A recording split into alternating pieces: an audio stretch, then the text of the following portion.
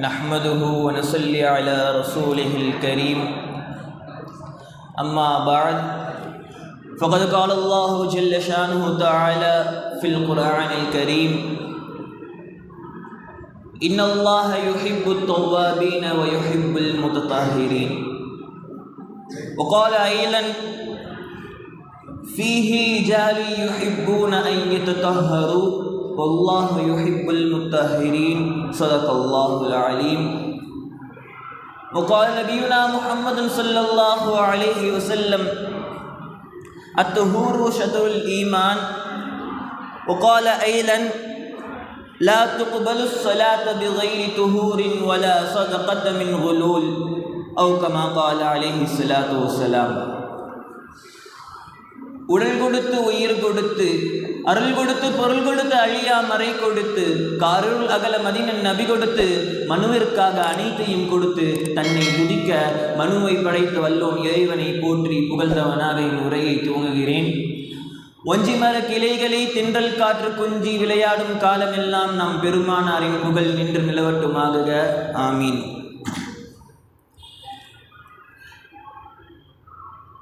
இன்றைய காலங்களிலே மக்கள் எல்லாம் அவர்களுடைய பல்வேறு வேலைகளுக்கு மத்தியிலே, அதுவும் நாம் எல்லாம் இங்கு மாணவர்களாக வந்திருக்கிறோம். இந்த காலம் தேர்வு எக்ஸாம்கள் நிறைந்த காலம். இந்த நேரத்திலே எக்ஸாம் எல்லா விதமான அந்த படிப்பு எல்லாவற்றிற்கும் மத்தியிலே நாம் அல்லாஹ்வை வணங்குகின்ற விஷயத்திலே குறை வைக்கக்கூடாது. எவ்வளவு வேலைகள் எவ்வளவு டைட் ஷெடியூலாக இருந்தாலும் அதற்கு மத்தியிலே நாம் அல்லாஹ்வை வணங்குவதிலே எந்த குறையும் வைத்துவிடக்கூடாது. நாம் இதிலே தான் மிகவும் கவனிக்க வேண்டிய விஷயம். எல்லா வணக்கங்களிற்கும் மிக முக்கியமான ஒரு தலையாக இருப்பது சுத்தம். சுத்தம் இல்லாமல் எந்த ஒரு வணக்கமும் ஏற்றுக்கொள்ளப்படாது. உதாரணமாக பார்த்தால் தொழுகையிற்கு முதல் ஒரு நிபந்தனை ஷர்த்தாக ஒழுவு வைப்பார்கள். ஒழுவுடன் தான் ஒருவருடைய தொழுகை என்பது ஏற்றுக்கொள்ளப்படும். ஒழு செய்யாமல் தொழுகை கூடாது. இதை போன்று எல்லா இபாதத்துகளையும் நாம் பார்க்கும் பொழுது எல்லாவற்றிற்கும் சுத்தம் என்பது முக்கியம். சில இபாதத்துக்கு சுத்தம் இல்லை அப்படின்னு பார்த்தாலும் அதற்கு உள்ள தூய்மை என்பது வேண்டும். தூய்மை என்பது இரண்டு வகையாக இருக்கும். வெளிரங்கத்திலே நம்முடைய ஆடை நம்முடைய சுற்றுவட்டார எல்லாவற்றையும் தூய்மையாக வைத்துக் கொள்வது, அது மட்டுமல்லாமல் இன்னொரு வகை நம்முடைய உள்ரங்கமும் சுத்தமாக இருக்க வேண்டும். நம்முடைய மனதிலே இஹ்லாஸான எண்ணங்கள், நம்மளுடைய மனதிலே நாம் இஹ்சானான எண்ணங்களை கொண்டு நாம் செய்ய வேண்டும். இந்த இரண்டையும் தான் இமாம் பெருமக்கள் கிதாபுகளிலே குறிப்பிட்டு காட்டுவார்கள். இப்படிப்பட்ட இந்த தூய்மை, இந்த சுத்தம் என்பதுதான் எல்லா வணக்கத்திற்கும் எல்லா இபாதாத்துகளுக்கும் முக்கியமானதாக இருக்கிறது. எனவேதான் நம் பெருமானார் ஸல்லல்லாஹு அலைஹி வஸல்லம் அவர்கள் சொன்னார்கள், முஸ்லிம் கிதாபிலே பதிவு செய்யப்படுகிறது, அத்துஹூரு ஷத்ருல் ஈமான், சுத்தம் என்பது ஈமானின் பாதி என்பதாக நபி ஸல்லல்லாஹு அலைஹி வஸல்லம் அவர்கள் சொன்னார்கள். சுத்தம் என்பது ஈமானின் பாதி. நாம் பார்த்திருப்போம், ஈமான் என்பது 70 சொச்ச கிளைகளாக பிரிகிறது. அதில் ஒரு கிளை சுத்தம். அந்த சுத்தத்தை, அந்த ஒரு கிளையை ஈமானின் பாதி என்று சொன்னதற்கான காரணம், அந்த சுத்தம் என்பதுதான் அதில் இருக்கின்ற பல கிளைகளுக்கு மிக முக்கியமானதாக இருக்கிறது. தொழுகை அதை எடுத்துக்கொண்டாலும் அதற்கு சுத்தம் முக்கியம். ஒருவர் தவாப் செய்கிறார் என்றால் அதற்கும் சுத்தம் என்பது, ஒழு என்பது முக்கியம். இவ்வாறு பல இபாதாத்துகளுக்கு முக்கியமாக இந்த சுத்தம் என்பது அமைந்ததினால் அந்த சுத்தத்தை பெருமானார் ஸல்லல்லாஹு அலைஹி வஸல்லம் அவர்கள் அத்துஹூரு ஷத்ருல் ஈமான் என்பதாக சொன்னார்கள். மற்றொரு அறிவிப்பில் திருமிதியிலே பதிவு செய்கிறார்கள், அத்துஹூரு நிஸ்ஃபுல் ஈமான், சுத்தம் ஈமானின் பாதி என்பதாக சொல்கிறார்கள். இமாம் இப்னு ஹஜர் அஸ்கலானி ரஹ்மத்துல்லாஹி அலைஹி மிகப்பெரிய ஒரு இல்முதாரி, மிகப்பெரிய ஒரு கல்விமான். அவர்கள் பல கிதாபுகளை எழுதியிருக்கிறார்கள். அதிலும் குறிப்பாக நாம் எல்லாம் அறிந்திருப்போம் ஸஹீஹுல் புகாரி, ஹதீஸ் கிரந்தங்களிலே மிக சஹீஹ் என்று எல்லாராலுமால் போற்றப்பட்ட ஸஹீஹுல் புகாரிக்கு அவர்கள் விரிவுரை எழுதியிருந்தார்கள். ஃபதஹுல் பாரி என்கின்ற அந்த கிதாபிலே அவர்கள் அந்த ஈமானின் கிளைகளை சொல்லிக்கொண்டே வரும் பொழுது, சுத்தத்தை பற்றி சொல்லும் பொழுது அத்தஹாரது ஹிஸ்ஸவ் வ ஹுக்மன் என்பதாக சொன்னார்கள். சுத்தம் என்பது நம்முடைய வெளிரங்கத்திலே இருக்க வேண்டும். வஹுக்குமன், நம்முடைய உள்ரங்கத்திலேயும் நம்முடைய மனதிலேயும் அந்த சுத்தம் என்பது இருக்கணும். நம்ம ஆடை சுத்தமாக போட்டுட்டு வெறுபடி கையும் நம்மளுடைய கால்கள், நம்முடைய உடல்கள், நம்முடைய ஆடை, நம் தொழுகின்ற இடங்கள் எல்லாம் சுத்தமாக இருந்தால் மட்டும் போதாது. நம்முடைய உள்ளமும் இஹ்லாசுடன், எந்த ஒரு முகஸ்துதி இல்லாமல், ரியா இல்லாமல் நம்முடைய உள்ளம் என்பதும் தூய்மையாக இருக்க வேண்டும். அப்பொழுதுதான் மிகப்பெரிய ஒரு வலுவான ஈமான் உடையவராக அவர் ஆவார் என்பதாக அதை கொண்டு நம்மால் விளங்க முடிகிறது. அத்தஹார்து ஹிஸ்ஸ வ ஹுக்மன், வெளிரங்கமும் உள்ரங்கமும் சுத்தமாக இருக்க வேண்டும். எல்லாவற்றிற்கும் இந்த சுத்தம் முக்கியம் என்று நாம் பார்த்தோம். அல்லாஹ் தஆலா இதற்கு அழகிய ஒரு உதாரணத்தை குர்ஆனிலே சொல்கிறான்.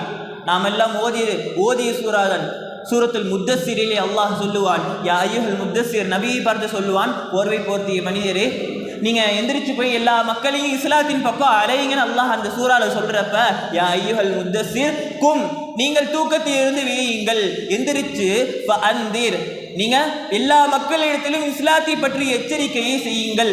எல்லா நபர்களையும் இஸ்லாத்தை பற்றி எச்சரித்து, குஃப்ரில் இருப்பவர்களை இஸ்லாத்தை பற்றி எச்சரியுங்கள், மற்ற எல்லா விதமான வேதனைகள் பற்றி எச்சரிக்கையை செய்து இஸ்லாத்தின் பக்கம் தாவா செய்யுங்கள் என்று அல்லாஹ் சொல்லுகிறான். சொல்லிவிட்டு வரப்பக ஃபகபிர், அல்லாஹ் அவனுடைய அந்த புகழை சொல்கிறான். உம்முடைய இறைவனோ மிக பெரியவன், உம்முடைய இறைவன் இருக்கிறான்ல அல்லாஹ், அவன் மிக பெரியவன் என்று சொல்லிவிட்டு அவன் அல்லாஹ் எச்சரிக்கை சொல்லி ஏவின அந்த ரசூலுல்லாஹ் பார்த்து அல்லாஹ் சொல்கிறான்,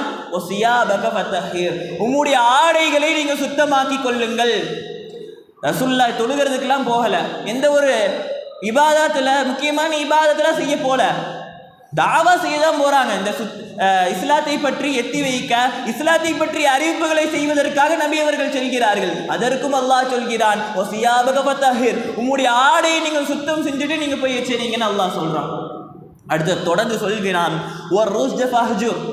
அசுத்தங்களை விட்டு தவிர்ந்திடுங்க, அசுத்தத்தை வெறுத்து விடுங்கள் என்பதாக சொல்கிறான். இது இரண்டும் நாம் பார்க்கும் பொழுது சுத்தம் என்பதை அல்லாஹ் எல்லா காரியத்திற்கும் முக்கியமாக வைக்கிறான். சுத்தத்தை கொண்டுதான் எல்லாவற்றிலும் நம்மால் பயன்பெற முடியும் என்பதாக இந்த ஆயத்தை கொண்டு நம்மால் விளங்க முடிகிறது. அதிலும் இந்த 2 ஆயத்தை அல்லாஹ் வெளிரங்க சுத்தத்தை சொன்னான்ல, அடுத்த 2 ஆயத்தை அல்லாஹ் தொடர்ந்து சொல்கிறான், வலா தம்னுன் தஸ்தக்சிர். இந்த காலத்தில் நம்ம ரொம்ப கவனிக்க வேண்டிய விஷயம், நம்ம எல்லாத்திட்டையும் இருக்கிறது தான் நம்முடைய உள்ள ரீதியான ஒரு விஷயம். இதன் ஆயத்தை நன்கு சிந்திக்கும் பொழுதுதான் நம்மால் அதை விளங்க முடியும். இன்றைய காலங்கள் இல்லை, நாம் யாராவது ஒருத்தருக்கு ஏதோ ஒரு உதவி செய்வோம், யாராவது ஏதோ உதவி கேட்பாங்க, அல்லது கஷ்டத்தில் இருக்கிறவருக்கு ஏதோ ஒரு சின்ன உதவி செய்வோம், செஞ்சுட்டு அவர் அதற்கு பதிலாக நம்மளுக்கு ஏதாவது பெரிய உதவியாக செஞ்சிருவாருன்னு சொல்லிட்டு ஆதரவு வைப்போம். நாம் எல்லாம் செய்கிறது தான். இந்த காலத்தில் இந்த செயலை கொண்டு தான் பல்வேறு விதமான கஷ்டங்களும் மன துன்பங்களும் பல்வேறு விதமான சண்டைகளுக்கு கூட அது வழிவகையாகி விடுகிறது. என்ன அது, நாம் எல்லாவற்றையும் நல்ல விஷயங்களை மற்றவர்களுக்கு செய்துவிட்டு அதை திருப்பி அதற்கு சிறந்த பலனை நாம் எதிர்பார்ப்போம். அல்லாஹ் அதரை தான் நபியை பார்த்து சொல்கிறான், வலா தம்னுன் தஸ்தக்சிர், நீங்க செஞ்ச எந்த ஒரு நல்ல விஷயத்துக்கும் நல்மாராயத்தை எதிர்பார்க்காதீங்க, அதிகமாக எதிர்பார்க்காதீங்க. நாம் இவருக்கு இந்த விஷயத்தை செஞ்சோம், நாம் இவருக்கு இவ்வளவு உதவி செய்தோம், அதற்கு அவர் ஏதாவது நம்மளுக்கு பலன் மீண்டும் ஏதாவது செஞ்சுவிட மாட்டாரான்ட்டு எந்த ஆதரவும் வைக்காதீர்கள். வலா தம்னுன், நீங்க எந்த ஆதரவும் வைக்காதீங்க. தஸ்தக்சிர், நீங்க செய்ததற்கு அதிகமான பிரதி உபாரங்களை எல்லாம் ஆதரவு வைக்காதீங்கன்னு அல்லாஹ் சொல்றான். உள்ரங்கத்துல நம்ம கொள்ள வேண்டிய சுத்தம். அதற்கு தொடர்ந்து சொல்கிறான், ஒலி ரொப்பிக ஃபஸ்பிர், மேலும் உம்முடைய இறைவனுக்காக நீங்கள் அழகிய பொறுமையை கடைபிடியுங்கள். பொறுமை மிக முக்கியமான விஷயம். நபி அவங்க சாதாரணமாக எச்சரிக்கல, இஸ்லாத்தை பற்றி எத்தி வைப்பதற்காக போன பொழுது பலவிதமான துன்பங்களை நபி அவர்கள் சந்தித்தார்கள், ஏராளமான கஷ்டங்கள் நாம் எல்லாம் அறிந்திருப்போம். உதாரணமாக பார்த்தால் கூட தாயிஃப் நகரில் நபி ஸல்லல்லாஹு அலைஹி வஸல்லம் இஸ்லாத்தை எத்தி வைத்து அதை பற்றி எச்சரிக்கை செய்ய போன நபி அவர்களை கல்லால் அடித்தார்கள். நபி அவர்கள் என்ன செய்தார்கள், அந்த இடத்திலே மிக பொறுமையுடன் இருந்தார்கள். அதை தான் அல்லாஹ் சொல்கிறான். ஆரம்பமாக 2 ஆயத்திலே வெளிரங்க சுத்தத்தை சொன்ன அல்லாஹ் அடுத்த 2 ஆயத்திலே அவர்களோட உள்ளத்தை தூய்மைப்படுத்த சொல்கிறான். வலா தம்னுன் தஸ்தக்சிர் வலி ரப்பிக ஃபஸ்பிர், நீங்க எந்த ஒரு நன்மாராயத்தையும் ஆதரவு வைக்காதீங்க. இரண்டாவதா வலி ரப்பிக ஃபஸ்பிர், உங்களுடைய இறைவனுக்காக நீங்கள் பொறுமை காருங்கள். பொறுமையுடன் இருப்பதும் உள்ள ரீதியான ஒரு தூய்மை தான். அல்லாஹ் குர்ஆன்ல பல இடங்களிலே இந்த பொறுமையை பற்றி சொல்கிறான். பொறுமையாக இருப்பவருக்கு பல சிறப்புகள் இருக்குது. உதாரணமாக பார்த்தா ஒரு 2 ஆயத்தை எடுத்துக்கோமே. ஒபஷிரி சாபிரின், அல்லாஹ் குர்ஆன்ல சொல்றான், பொறுமையாளர்களுக்கு ரசூலுல்லாஹ் பார்த்து அல்லாஹ் சொல்றான், பொறுமையாளர்கள் நல்ல செய்திகளை சொல்லுங்க, சுப செய்தியை சொல்லுங்க, அவர்கள் நன்மாராயம் கூறுங்கள் என்பதாக அல்லாஹ் சொல்கிறான். இன்னொரு இடத்துல அல்லாஹ் சொல்றான், இன்னல்லாஹ மஅஸ் ஸாபிரீன். அந்த பொறுமையாளர்கள் இருக்கிறார்கள், அந்த பொறுமையாளர்களோடு தான் அல்லாஹ் தஆலா இருக்கிறான். எப்படிப்பட்ட பொறுமையாளர்கள்? அவர்களுக்கு வருகின்ற துன்பங்கள், கஷ்டங்கள், எல்லா விதமான சோதனைகளிலும் அவர்கள் பொறுமையாக இருந்திருப்பார்கள். அப்படிப்பட்ட அந்த பொறுமையாளர்களோடு அல்லாஹ் இருக்கிறான். எனவே இந்த பொறுமை என்பதும் நம்மளுடைய உள்ள ரீதியான ஒரு காரியத்தில் நாம் பார்க்கும் பொழுது மிக ஒரு முக்கியமான விஷயமாக இருக்கிறது. அது உள்ள ரீதியான தூய்மையாக இருக்கிறது. அதிலேயும் நாம் பார்க்கும் பொழுது சூரத்துல் பக்ராவில் 222வது ஆயத்தாக அல்லாஹ் சொல்லுவான், இன்னல்லாஹ யுஹிப்புத் தவ்வாபீன வ யுஹிப்புல் முத்தஹிரீன். நிச்சயமாக அல்லாஹ் யுஹிப்புத் தவ்வாபீன, அல்லாஹ்ட்ட வந்துட்டு நம்ம இவ்வளோ பாவம் செஞ்சுட்டேனே யா அல்லாஹ், எவ்வளவோ பாவம் செஞ்சுட்டேன், என்னுடைய பாவத்தை எல்லாம் மன்னிச்சிடுன்னு சொல்லி அல்லாஹ்ட்ட தௌபா செய்கிற அந்த தவ்வாபீன்கள், அல்லாஹ்ட்ட பாவ மன்னிப்பு தேடுபவர்கள், அவர்களே அல்லாஹ் பிரியப்படுகிறான். வயுஹிப்புல் முத்தஹிரீன்.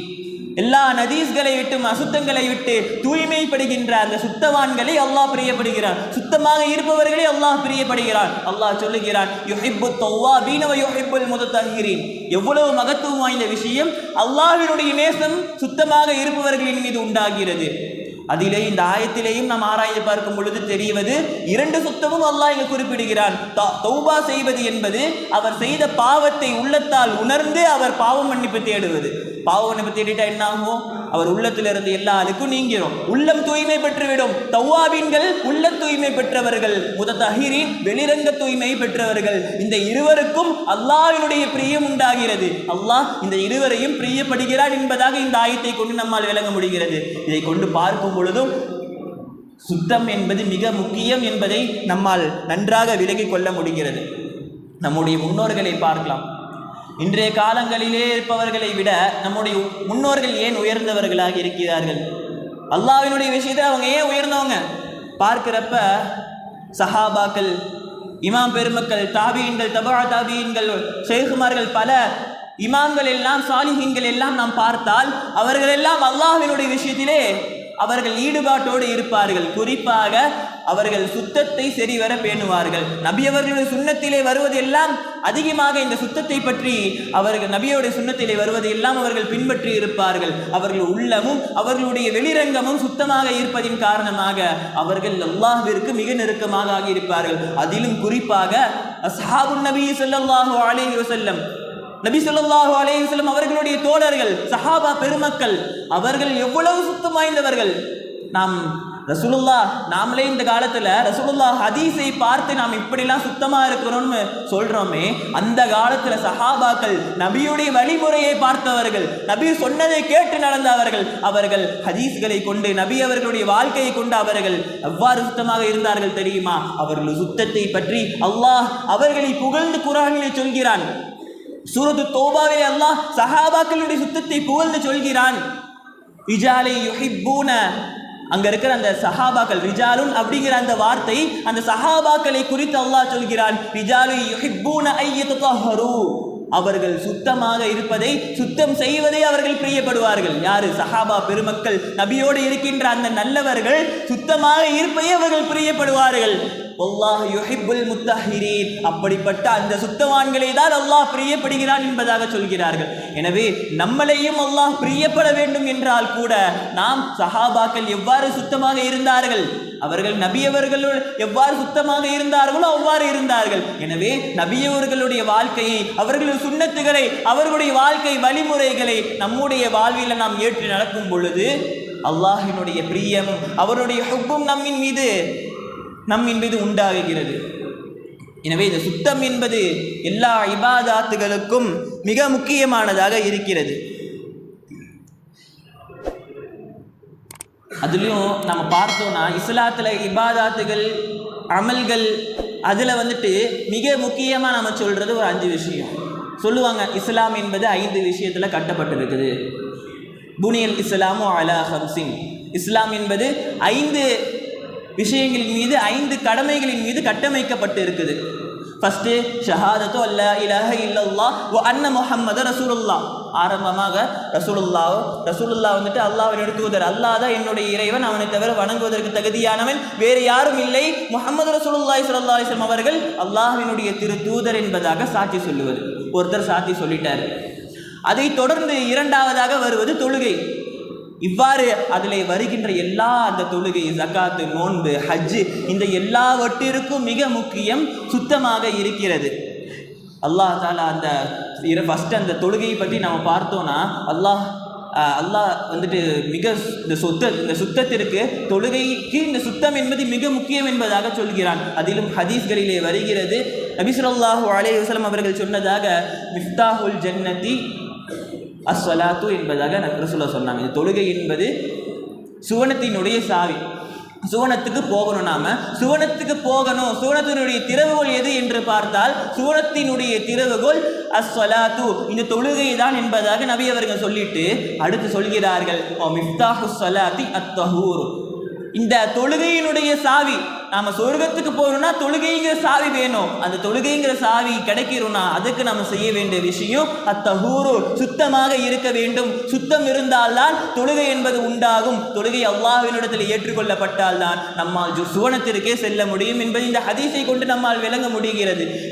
இன்னொரு ஹதீஸிலே வருகிற, திருமீதியிலே பதிவு செய்யப்படுகின்ற ஹதீஸ், அதிலே வருகிறது, லா துக்பலு ஸலாத்த பிகைரி துஹூரின் வலா ஸதகத மின் குலூல் என்பதாக வருகிறது. சுத்தமல்லாத நிலையிலே ஒருவருடைய தொழுகை என்பது ஏற்றுக்கொள்ளப்படாது. லா துக்பலு ஸலாத்த, தொழுகை ஏற்றுக்கொள்ளப்படாது. பிகைரி துஹூரின், சுத்தம் இல்லாமல் ஒருவருடைய தொழுகை என்பது ஏற்றுக்கொள்ளப்படாது. எனவே சுத்தம் என்பது தொழுகை ஏற்றுக்கொள்ளப்படுவதற்கு மிக முக்கியம். வெளிரங்க சுத்தம், ஒழு செய்ய வேண்டும். நபி ஸல்லல்லாஹு அலைஹி வஸல்லம் எப்படி ஒழு செய்ய சொல்லி சொன்னாங்களோ, அல்லாஹ் எவ்வாறு ஒழு செய்ய வேண்டும் என்று சொன்னானோ அதை போன்று ஒழு செய்து சுத்தத்தை நாம் அடைந்த பின்பு தொழுகை நாம் தொழுக வேண்டும். அந்த சுத்தம் இல்லாமல் தொழுகை கூடாது. ஒலா ஸதகத மின் குலூல், அநியாயமா சம்பாரிச்ச காசுலேருந்து சதக்காங்கிறது கூடாது. இந்த இடத்துல பார்க்கிறப்ப கூட எல்லா இடத்துலையும் நம்ம முக்கியமாக பார்த்தோம்னா பல இடங்களிலே குர்ஆனிலும் சரி ஹதீஸ்களிலும் சரி அல்லாஹ் தாலாவும் நபி அவர்களும் சொல்லும் பொழுது இந்த இரண்டையும் சேர்த்து சொல்லுவார்கள். வெளிரங்க சுத்தத்தை சொன்னால் அதை தொடர்ந்து அதனுடைய அதனுடைய கீழ்வரிசையிலோ அல்லது அதற்கு மேலோ ஏதோ ஒரு காரியத்தின் கொண்டு உள்ரங்க சுத்தத்தையும் அல்லாஹோ நபியோ சொல்லி காட்டியிருப்பார்கள். இந்த இடத்துல கூட நபியுடைய ஹதீஸை நம்ம பார்க்குறப்ப, லா துக்பலு ஸலாத்த பிகைரி துஹூரின், சுத்தம் இல்லாம தொழுகைங்கிறது கூடாதுன்னு வெளிரங்க சுத்தத்தை சொல்லிட்டு அதை தொடர்ந்து சொல்கிறார்கள், வலா ஸதகத மின் குலூல், உள்ள தூய்மை இல்லாம அநியாயமா சம்பாரிச்ச காசுல இருந்து சதகா கூடாது. சதகாங்கிறது கூடாது. எதுல இருந்து? அநியாயமா சம்பாரிச்ச காசு. சாதாரணமாக ஒருத்தர் அநியாயமாக சம்பாரிச்சிட மாட்டார். நல்ல எண்ணம் இருக்கிறவர், உள்ள தூய்மையோடு இருக்கிறவர் சம்பாரிச்சிட மாட்டார். உள்ள தூய்மையற்று நதீசுடன் உள்ளத்தில் அழுக்குகள் இருப்பவர் தான் அநியாயமான காசுகளை சம்பாதித்து அதிலிருந்து சதக்கா தரேன்னு தருவார். அவர் தர சதக்கா கூட அவர் ரியாவிற்காகவோ முகஸ்துதியிற்காகவோ தவிர வேற எதுக்கும் தரமாட்டாரு. அப்படி தர அந்த சதக்காங்கிறது கூடாது. இந்த இடத்துல கூட ரெண்டு சுத்தத்தையும் சொல்லி காட்டுகிறார்கள். அத்தஹாரத்து ஹிஸ்ஸ வ ஹுக்மன், இந்த உள்ரங்க சுத்தத்தை நாம் முக்கியமாக பார்க்கும் பொழுது பலவிதமான நேரங்களிலே பல ஹதீஸ்களிலேயும் பல குர்ஆன் ஆயத்துகளிலேயும் அல்லாஹ் தஆலாவும் நபி அவர்களும் அதை விளக்குகிறார்கள். நாம் எல்லாம் அறிந்த ஒரு ஹதீஸ் தான் ஹதீஸை ஜிப்ரீல் என்று சொல்லுவார்கள். ஜிப்ரீல் அலைஹிஸ்ஸலாம் அவர்கள் மனிதரை போன்று மனிதருடைய தோற்றத்திலே ஒரு மிக வெள்ளையான ஒரு ஆடையிலே மிக கருத்த ஒரு முடியிலே அவர்கள் ரசூலுல்லாஹ்வுடைய சபைக்கு வராங்க. வந்து நபி ஸல்லல்லாஹு அலைஹி வஸல்லம் அவர்களுடைய முட்டியோடு தன்னுடைய முட்டியை இணைத்தவாறு அவர்களுடைய கையை நபி அவர்களுடைய தொடையின் மீது வைத்தவாறு அமருவாங்க. வந்துட்டு ரசூலுல்லாஹ் பார்த்துட்டு சில கேள்விகளை லைனாக கேட்பாங்க. கேட்டு முடிச்சதுக்கு பிறகு உமர் அலி அல்லாட்ட ரசூலுல்லாஹ் பேசுவாங்க. வந்தது யாருன்னு தெரியுமா? உமர் அலியா சொல்லுவாங்க, இல்லை யார் ரசூலுல்லாஹ் எனக்கு தெரியாது. அல்லாஹு வ ரசூலுஹு அலம், அல்லாஹும் அவனுடைய தூதரும் தான் மிக அறிந்தவர்கள் என்று சொல்லுவார்கள். அதற்கு நபி அவர்கள் சொல்லுவார்கள், நிச்சயமாக அவர் தான் ஜிப்ரீல் அலைஹிஸ்ஸலாம் வந்தாங்க. ஜிப்ரீல் அலைஹிஸ்ஸலாம் எதுக்கு வந்தாங்க தெரியுமா? உங்களுக்கு சில விஷயங்களை கற்றுக் கொடுப்பதற்காக அவர்கள் இங்கு வந்தார்கள் என்பதாக நபி அவர்கள் சொல்லுவாங்க. என்னென்ன விஷயம் சொல்லி கொடுத்தாங்க தெரியுமா? எந்த கேள்விகளை கேட்டார்கள் என்று பார்க்கிறப்ப ஃபர்ஸ்ட் கேட்பாங்க, யார் ரசூலுல்லாஹ் ஈமான்னா என்ன யார் ரசூலுல்லாஹ்னு கேட்பாங்க. அதற்கு ரசூலுல்லாஹ் பதில் சொல்லுவாங்க. இரண்டாவதா இஸ்லாம்னா என்ன யார சொல்லலாம்னு கேட்பாங்க. அதற்கும் நபி அவங்க பதில் சொல்லுவாங்க. மூன்றாவது அவர்கள் ஒரு கேள்வி கேட்பார்கள். நாம் மிக கவனிக்க வேண்டிய விஷயம், அல் இஹ்சான் என்றால் என்ன? ஈமான் இஸ்லாத்திற்கு பிறகு ஜிப்ரீல் அலைஹிஸ்ஸலாம் கேட்ட கேள்வி இஹ்சான் என்றால் என்ன? ரசூலுல்லாஹ் அதற்கு பதிலளித்தார்கள், தஅபுதுல்லாஹ கஅன்னக தராஹு ஃபஇன் லம் தகுன் தராஹு ஃபஇன்னஹு யராக என்பதாக சொன்னார்கள். அன்த அபுதுல்லாஹ, அல்லாஹ்வை நீ வணங்க வேண்டும். எப்படி வணங்கணும்? அன்த அபுதுல்லாஹ கஅன்னக தராஹு, அல்லாஹ்வை நீ பார்ப்பதை போன்று வணங்கணும். அவனை நீ பார்ப்பதை போன்று வணங்கணும். தொழுகை தக்பீர் கட்டிட்டா அல்லாஹ் முன்னாடி நிற்கிறான், அவனை நான் பார்த்துட்டே தான் தொழுகிறேன் என்பதாக அல்லாஹ்வை பார்ப்பதை போன்று வணங்க வேண்டும். ஃபஇன் லம் தகுன் தராஹு, உம்மால் அவனை பார்ப்பதை போன்று வணங்க முடியவில்லை என்றால் ஃபஇன்னஹு யராக, நிச்சயமாக அவன் உன்னை பார்க்கிறான் என்ற எண்ணத்துடன் வணங்க வேண்டும். எவ்வளவு அழகிய விஷயம்! இன்றைய காலத்திலே இதை கடைபிடித்தால் மட்டும் போதும், ஒருவர் இறையச்சத்துடன் ஒருவர் அல்லாஹ்வினுடைய அவுலியா அல்லாஹ்வாக மாறிவிடுவார். அதற்கு முக்கியமான விஷயம் இந்த இஹ்சான். எல்லா ஷைகுமார்களும் எல்லா அவுலியாக்களும் அவர்களுடைய வாழ்க்கையில் கடைபிடிப்பது அன் தஅபுதுல்லாஹ கஅன்னக தராஹு ஃபஇன் லம் தகுன் தராஹு ஃபஇன்னஹு யராக. அல்லாஹ்வை நாம் பார்ப்பதை போன்று வணங்கணும். அப்படி நம்மால் அல்லாஹ்வை பார்ப்பதை போன்று வணங்க முடியாட்டி அல்லாஹ் நம்மை பார்க்கிறார் என்ற எண்ணத்துடன் வணங்க வேண்டும். இந்த இரண்டும் எவரிடத்தில் இருக்கிறதோ அவருடைய உள்ளம் மிக பரிசுத்தமானதாக அறிந்துவிடும். எல்லா காரணத்திற்கும் முக்கியமான விஷயம் அல்லாஹ் நம்மை பார்க்கிறான் என்ற எண்ணம் இல்லாததுதான். ஒருவர் சில பாவத்தெல்லாம் செய்யறான்னு வச்சுக்கோங்களேன், அவரோட உள்ளத்திலே தூய்மை கிடையாம இருக்கும். அல்லாஹ் என்னை பார்க்கிறான்னு நினைச்சானா அந்த இடத்துல அவனால பாவம் செய்ய முடியாது. யாரும் இல்லை, எந்த ஒரு மனுஷனும் இல்லை. நம்ம ஃப்ரெண்ட்ஸு, உஸ்தாதுமாருங்க, அத்தா அம்மா யாரும் கிடையாது, தனியாக தான் இருக்கிறோம். டக்குன்னு சொல்லிட்டு ஏதோ ஒரு இதை எடுத்து யூஸ் பண்ணிடக்கூடாது, ஏதோ ஒரு போதை பொருளை தொட்டுறக்கூடாது, ஏதோ ஒரு பெண்ணிட்ட பேசிடக்கூடாது. இந்த மாதிரிலாம் இருக்கக்கூடாது. உள்ள தூய்மையுடன் அல்லாஹ் எந்நேரமும் நம்மை பார்க்கிறான் என்ற எண்ணம் எவரிடத்தில் வந்துருச்சோ அவரால் பாவம் செய்ய முடியாது. அவரால் பாவம் செய்ய முடியாது. அல்லாஹ் எந்நேரம் என் கூட தான் இருக்கான், என்னை பார்த்துட்டே இருக்கான், இல்லை அல்லாஹ் எனக்கு முன்னாடி இருக்கான், நான் அவனை பார்க்குறேங்கிற எண்ணம் வந்துருச்சுன்னா அவனால் பாவம் செய்ய முடியாது. வணக்கத்தில் கூட இந்த எண்ணம் அவருக்கு வர வேண்டும். உள்ரங்க தூய்மை மிக முக்கியம். இன்றைய காலத்தில் நாம் பார்க்கிறோம், தொழுகிறவங்கெல்லாம் சில பேர் வந்துட்டு ரியாக்காக, முகஸ்துதிக்காக தொழுவாங்க. அவன் பார்க்கறான், நம்மளை பெரிய ஆள்னு நினைக்கணுங்கிறதுக்காக சில பேர் தொழுவாங்க. சில பேர் அப்படியே சும்மா தொழுதுட்டு இருப்பாங்க. திடீர்னு பக்கத்தில் ஏதோ ஒரு மனிதர் வந்துட்டா அவருடைய தொழுகை வந்துட்டு அப்படியே ஸ்ட்ராங் ஆயிரும். அப்படியே கொஞ்சம் டிப்டாப்பாக தொழுகிற மாதிரி, ஒரு இதா தொழுகிற மாதிரி, இறையச்சத்தோடு தொழுகிற மாதிரி அவருடைய தொழுகை மாறிவிடும். இவ்வாறெல்லாம் இருக்கக்கூடாது. இதெல்லாம் கூடாமல் போகிவிடும். முகஸ்துதியருக்காக அவர் தொழுதவாறு ஆகிவிடும். இன்னும் இன்றைய சூழ்நிலையில் எவ்வாறு மாறிடுச்சுன்னா, ஒருத்தர் தொழுகாம இருக்கிறாரு. எதற்கு தொழுகாம இருக்காரு? அவன் பார்க்கறான், இவன் பரவாயில்லையே தொழுகாமலாம் இருக்க, தொழுகையெல்லாம் கட்டடிக்கிறான்னு சொல்லி அதுல ஒரு பெருமை, அதுல ஒரு முகஸ்துதி உண்டாகுவதற்காக தொழுகாம இருக்கிறான். தொழுகையில விளையாடுறான், தொழுகையில கை கால் ஆட்டுறான், தொழுகையில சிரிக்கிறான், தொழுகையில பக்கத்தில் இருக்கவன்கிட்ட செய்கை செய்யறான். இதெல்லாம் வந்துட்டு அவன் முகஸ்துதியருக்காக அவன் ஒரு பெரிய ஆளா நினைக்கணும், அவன் நம்மளை பார்த்து சிரிக்கிறானே அப்படிங்கிறதற்காக செய்யறதெல்லாம் வந்துட்டு உள்ளச்சம் ஆகிறாது. அவனுடைய உள்ளத்தில் இருப்பதெல்லாம் அழுக்குதான். உள்ள தூய்மையோடு எவன் இருக்கானோ அவன் தொழுகையில விளையாட மாட்டான்.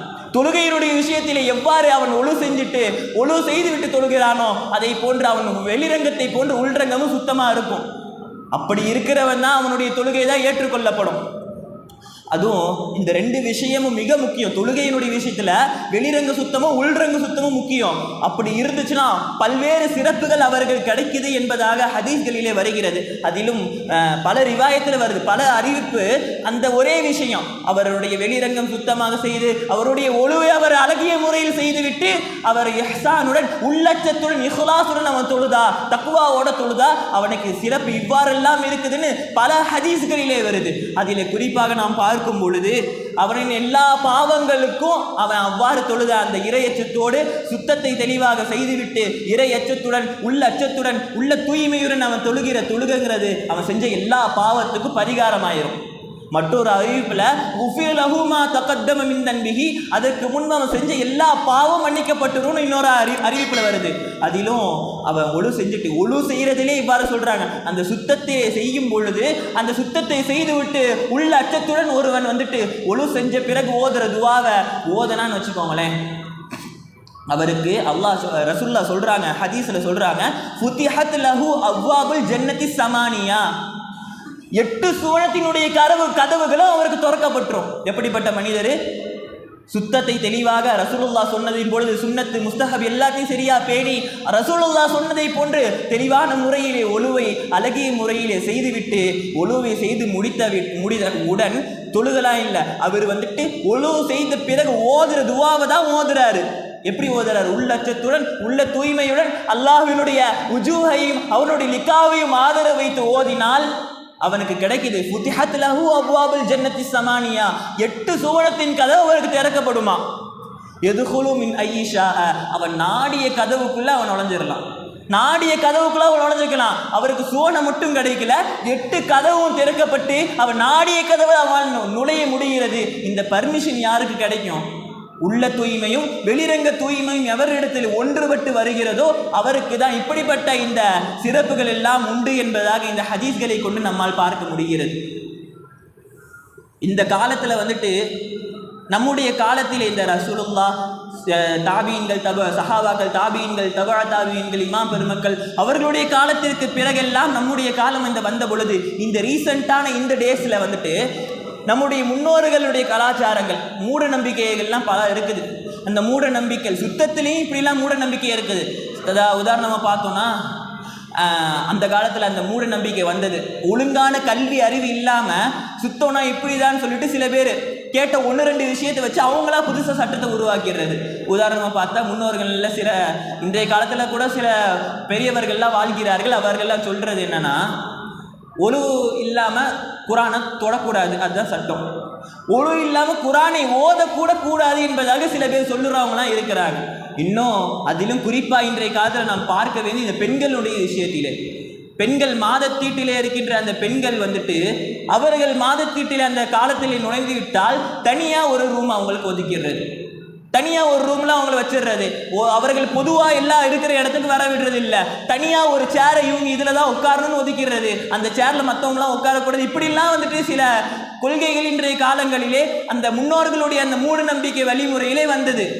அவர்கள் புருதா மஜ்லிஸில் கூட உட்காரக்கூடாது, குரான் ஓதக்கூடாது. சரி, குரானுடைய அந்த புருதாவினுடைய மஜ்லிஸில் கூட அவங்களாம் உட்காரக்கூடாது. மௌலூது ஓதுற அந்த மஜ்லிஸில் கூட சாதாரணமாக காதில் கூட கேட்கக்கூடாதுன்னா சொல்கிற அந்த நிலைமை இன்றைய காலங்களில் உண்டாகிவிட்டது. எனவே வருகின்ற காலங்களிலே பெருமானார் ஸல்லல்லாஹு அலைஹி வஸல்லம் அவர்கள் எவ்வாறு சுத்தமாக இருக்கணும், நபி அவங்க சும்மாலாம் சொல்லிட்டு போல, எல்லா விதமான சுத்தத்திற்கும் எப்படிலாம் சுத்தமாக இருக்கணும் அதுக்கு உதாரணத்தோட நபி ஸல்லல்லாஹு அலைஹி வஸல்லம் சொல்லி காட்டிட்டாங்க.